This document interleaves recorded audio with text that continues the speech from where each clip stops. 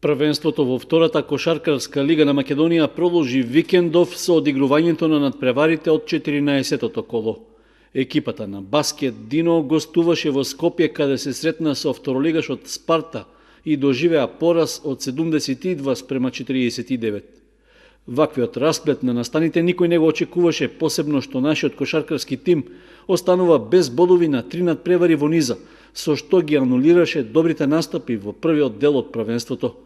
Со загубениот надпревар против еден од директните конкуренти на табелата, Баскет Дино се изедначи со бројот на бодовите, односно со сегашните 15 останува на 7 место, но разликата со последната крива паланка изнесува само 4 бода.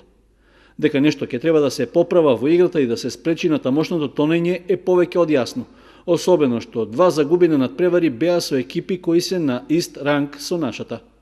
Можност за поправање на впечатокот, но и на бодовното салдо, Баскет Дино ќе има во наредното 15-то коло, кога на домашен терен ќе се сретне со тимот на Куманово 2009. Кумановчани во моментот се предпоследни, а во изминатите кола имаат само 2 победи, така што дуелот со нив за нашиот второлигаш не би требало да биде поголем проблем.